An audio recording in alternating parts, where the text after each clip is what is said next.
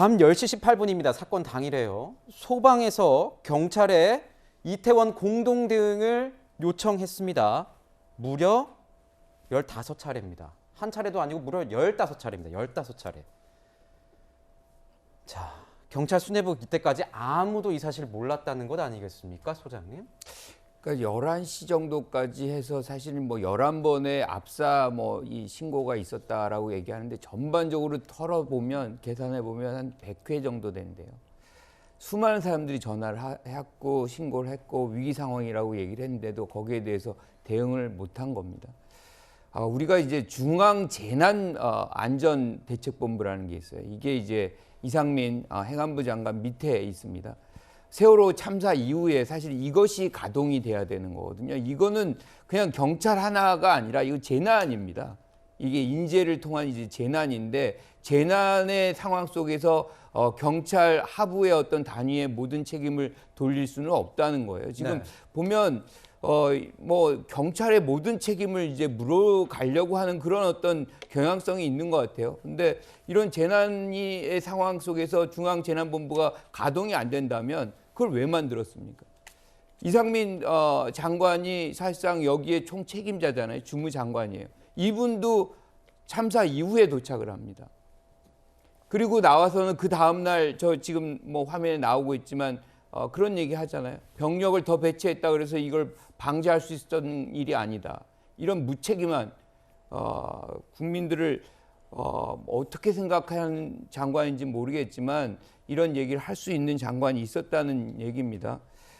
중요한 거는 이 장면 속에서 이 경찰의 잘못이라는 건 우리가 뚜렷이 알고 있어요. 그런데 네. 실질적으로 재난의 어떤 이 대응 능력을 위기 대응 능력을 현 정부가 하나도 보여주지 못한 부분이 있거든요. 전체적으로 이 그림을 봐야지 이게 몇 명의 진짜 경찰이 실질적으로 일을 안 해서 예컨대 이 장면에서 우리가 또 얘기 안 할 수 없는 게 있어요. 뭐냐면 경찰의 병력 배치입니다. 그 시간에. 그 시간 우리가 아까 얘기한 대통령실 한 5분도 안 걸려요. 거기에 3개 기동 부대가 있었어요. 이들은 11시부터 9시까지 거기 있었거든요. 바로 가면은 이 작년에 3개 기동부대가 있었어요. 그래서 통제를 전부 다 했었습니다. 이들만 갔었다고 해도 사실은 문제가 상당 부분 해소됐을 수가 있었습니다. 그리고 또 한 가지가 대통령 사저에 2개 기동대가 있었어요. 그 시간에. 그리고 또 한 가지가 뭐냐면 대통령도 없고 예컨대 영부인도 없는 그 이제 옮겨갈 공관이죠. 이거는 사저가 아니라 공관입니다.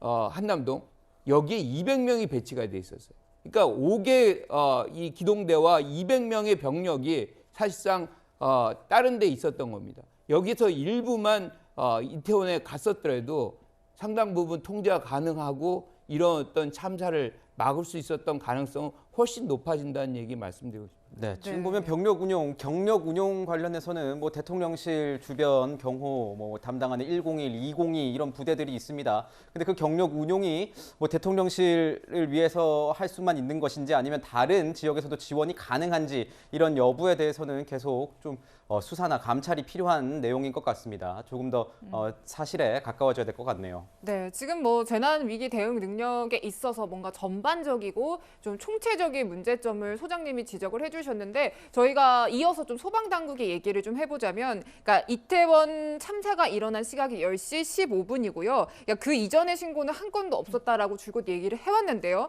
변호사님, 그 관련 신고가 그 이전에 한 건 더 신고가 있었다라고 확인이 된 부분이 있죠. 그렇습니다. 지금 말씀 주신 것처럼 10시 15분 전에 현장에서 접수된 건이 있었다는 겁니다. 네. 근데 이제 소방 관계자들은 지금 얘기하는 건 구체적인 시점, 그러니까 정확히 몇 시에 신고가 있었는지 네. 그리고 그 신고 내용이 무엇인지는 지금 수사 대상이니까 공개하기가 어렵다라는 것인데요. 사실 국민의 한 사람으로서 저런 해명은 납득하기가 더 어려운 것 같습니다. 왜 시점과 내용을 공개하지 못하는지 지금 119 신고와 관련된 녹취록들은 다 이미 공개가 된 상태이거든요. 소방 관계자들도 이 부분에 대해 대해서는 분명히 공개를 좀 해야 될 것 같고 네. 왜냐하면 공개를 안 하게 되면 혹시라도 10시 15분 전에 있었던 신고 접수를 뭔가 은폐하려고 했던 게 아닌가라는 의혹이 발생할 수밖에 없거든요. 그런 의혹들을 해소하기 위해서라도 그 전에 신고가 있었던 시점과 그 내용들을 분명히 좀 밝혀야 될 것 같고 이 부분은 당연히 밝히지 않더라도 수사 상황에서 네. 당연히 나올 것으로 보이긴 합니다. 그런데 자꾸 이렇게 정보를 소방청이 됐던 경찰이 됐던 감추려고 하거나 국민들께 다 모든 것을 공개하지 않는 모양새가 되기 시작하면 국민들 입장에서는 뭔가 은폐하려고 하고 책임을 면피하기 위해서 축소하려고 하는 게 아니냐라는 의혹이 발생할 수밖에 없는 것이니까요. 책임자들이 더 책임 있는 마음으로 모든 정보를 국민들 앞에 다 공개를 해야 된다라고 생각이 듭니다. 네. 물론 이런 겁니다. 이 어떤 시스템이나 이 수뇌부들, 지휘부들의 어떤 문제점 저희가 지적할 수 있을 것 같습니다. 하지만 현장에서 당시 압사 사고 당시 현장에 투입돼서 열심히 인명을 구조했던 현장 경찰들 그리고 소방대원들이 있었다는 사실을 저희가 기억을 하고 있습니다. 당시 현장에서 구조 활동을 한 이태원 파출소 직원의 가족들은 요즘에 굉장히 마음이 불안하다고 합니다. 사고 발생했을 때 바쁘게 일하지 않은 경찰은 아무도 없었는데 혹시라도 이게 책임을 일선 경찰에게만 떠넘기는 이런 게 아닐까라는 우려를 일선 경찰들, 그러니까 지휘부 간부들은 말고 일선 경찰들은 좀 하고 있는 것 같아요. 네. 어떻습니까? 지금 그런 분위기인가요? 저는 그런 개연성이 좀 있어 보여서 좀 우려가 됩니다. 네. 왜냐하면 당시에 112 신고가 접수가 됐고 112 신고가 접수가 되면 뭐 해보신 분들 알겠습니다만 관할 파출소, 관할 경찰서를 거쳐서 관할 파출소까지 이 상황이 이제 전파가 됩니다. 그러면 실질적으로 112 신고에 따라서 출동하는 경찰은 신고자가 있는 곳에 파출소에서 나오게 돼 있거든요. 그러니까 이태원 참사의 경우에는 112 신고가 집중이 됐습니다만 결국 그것을 처리해야 되는 마지막 최종 단계는 이태원 파출소일 수밖에 없습니다. 그런데 거기에 그날 하루에 근무했던 인원이 32명밖에 안 되는 상황 아닙니까? 이분들은 출동을 제대로 했는지 아니면 얼마나 대처를 잘했는지 이거에 대해서 지금 감찰을 받고 있습니다. 그리고 당시 상황이 벌어졌을 때 그 인명피해를 줄이기 위해서 현장에서 밤새도록 노력을 했던 분들 중에 하나입니다. 네. 그런데 지금 진행이 되고 있는 경찰의 감찰이나 아니면 특수본의 수사는 당시에 112 신고에 대해서 얼마나 적법하게 그 직무를 이행했는지 이거에 지금 초점을 맞추고 있다 보니까 그렇게 많은 인파가 몰려서 그렇게 많은 참사가 빚어지는데 예방하지 못하고 또는 초동 대처를 제대로 하지 못한 지휘부에 대한 책임보다는 현장에 있었던 경찰관, 현장에 있었던 사람들에 대한 어떤 책임, 잘잘못 이것으로 지금 자꾸 축소되고 있는 거 아니냐 이런 우려를 하고 있는 것이고요. 가족분들이 이제 이런 우려를 하고 있기 때문에 네. 아마 경찰도 또는 특수본도 그런 점을 감안해서 잘잘못은 가려내더라도 최종 책임이 누구에게 있는가, 판단의 잘못은 누구에게 있는가, 지시하지 않은 책임은 누구에게 있는가 이것까지도 충분히 가려내야 되지 않을까 하는 생각이 듭니다. 네. 지금 그 이태원 파출소에서 그 근무하는 그 경찰분들이나 또 가족분들이 이제 걱정하는 건 뭐냐면은 애초에 그 윤희군 그 청장이 처음 이 사건에 대해서 브리핑을 하면서 현장 대응에 문제가 있었다 이렇게 얘기를 했어요. 네. 그렇게 얘기를 했죠. 네, 그러니까 우선 그 파출소 직원들은 이렇게 좀 걱정할 수밖에 없고 네.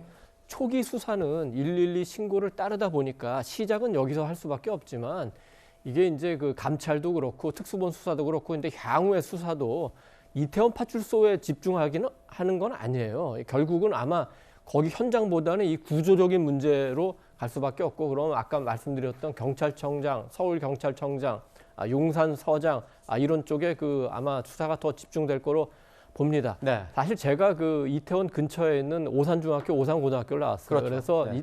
늘 학교 끝나면은 이제 이쪽 왔다 갔다 하고 늘 이태원 파출소도 굉장히 자주 봤죠. 이곳은 네네. 늘 저 인파도 많고 또 이태원 유흥가도 많기 때문에 사건 사고가 많은 파출소입니다. 그래서 늘 고생하는 걸 다 알아요. 29일 당일에 그 이태원 파출소가 뭐 100% 만족할 만큼 했느냐 뭐 그거는 아니겠죠. 그렇지만 이런 큰 사고의 책임을 파출소에 지운다? 그거는 아니니까 우리 파출소 직원분들이나 가족분들이 너무 걱정하시지 않아도 됩니다. 네. 네, 지금 이 참사가 벌어진 곳 용산구입니다. 용산구를 이제 담당하는 박희영 용산구청장에 대해서도 책임론이 불거지고 있는데 당시에도 참사 당시에도 귀갓길이었고 집 근처를 지난 것일 뿐 순찰 목적은 아니지 않았느냐라는 가능성들 제기되고 있고요. 또 뭐 인파 걱정된다라고 어떤 단체 SNS 방에 공유는 했으나 특별한 조치는 하지 않은 걸로 지금 얘기가 되고 있어요, 소장님. 그렇게 책임론이 지금 불거지고 많은 분들이 분통을 하고 있지만 주민 소환 투표 같은 경우에는 전혀 이제 불가능하다라는 얘기가 나오던데 왜 그런 건가요? 주민 투표가 이제 불가능한 건 아니고요. 네. 사실상 10%인가요? 주민들의 10%가 소환에 이제 요구를 하면 그걸로 투표가 개시되는데 네. 그렇게 해서 실질적으로 이제 이렇게 이렇게 사퇴시킨 사례가 없어요. 남양주인가요? 한번 한 적이 있었는데 그때도 사실상 이제 뭐 사퇴를 시키는데 실패를 했습니다. 근데 저는 지금 1년이 지나지 않아서 이렇게 될 수도 있다 그런 얘기를 하지만 중요한 거는 이분이 했던 행적이라는 것이 사실은 국민들이 또는 용산구청의 주민들이 받아들이기 어려운 수준이에요. 이거는 이분이 근처에 있었다는 것도 결국에는 집 근처로 가는 그런 과정이었던 것으로 보이고 제일 중요한 건 그 다음 날의 얘기입니다. 이 얘기를 뭐라고 하냐면 본인이 할 일을 다 했다. 그리고 이 축제가 아니라 이건 하나의 현상이다. 그래서 우리가 책임질 일이 아니다. 이런 얘기를 해요. 네. 이건 공직자의 자세가 전혀 아닙니다. 이게 무한 책임을 져야 되는 공직자들이 이러한 어떤 사고를 갖고서 공직에 뛰어들고 출마를 하고 당선이 되고 이거 자체가 사실은 책임을 져야 되는 것이고 그거는 이분을 공천한 국민의힘도 책임을 나눠야 합니다. 네, 지금 보면 이 구청장 같은 경우에는 선출직 지방 공직자의 경우 임기 개시일부터 1년이 지나지 않았기 때문에 주민 소환 투표를 청구할 수 없다. 이렇게 지금 알려져 있는데. 네. 그러니까 법적으로는 1년이 지나야 주민 소환을 할 수 있을 겁니다. 그런데 박희영 구청장이 용산구청장으로서 직무를 수행할 수 있겠습니까? 용산 구민들이 박희영 구청장을 구청장으로 인정하겠습니까?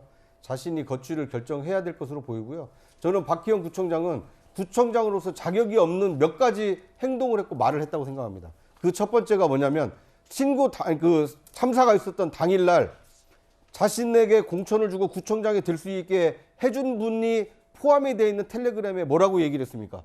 인파가 너무 많이 모여서 걱정됩니다. 네. 계속 신경 쓰겠습니다. 구청장이 신경만 쓰고 있으면 어떻게 합니까? 구청장은 그런 행정을 하라고 책임지라고 있는 자리입니다. 정말 안타까운 것이 우리나라는 세월호 참사 이후에 재난안전통신망을 1조 4천억 원을 들여서 구비를 했습니다. 그러니까 구청장이 못할 수 있습니다. 어떻게 많은 인파를 구청장 한 사람이 다 해산시킬 수 있겠습니까? 그러면 재난안전통신망을 가동해서 경찰, 소방에게 협조 요청을 주도적으로 해야 되는 사람이 구청장입니다. 그런데 박희영 구청장 뭐라고 했습니까? 계속 신경 쓰고 있겠습니다. 도대체 무슨 신경을 어떻게 썼다는 겁니까? 저는 이분은 잘잘못 또는 주민소환법이 요건이 되느냐 마느냐를 떠나서 용산구 주민들이 과연 구청장으로 인정하겠는가 스스로 돌아보시고 거취를 결정해야 되지 않을까 하는 생각이 듭니다. 워낙 사안이 좀 공분을 자아낼 수 있는 이런 사안이기 때문에 좀 패널분들께서 말씀을 하시는 가운데 좀 언행이 좀 높아지는 경우도 있습니다. 시청자 여러분께서 양해 부탁드리고 패널분들께서도 양해 좀 부탁드리겠습니다.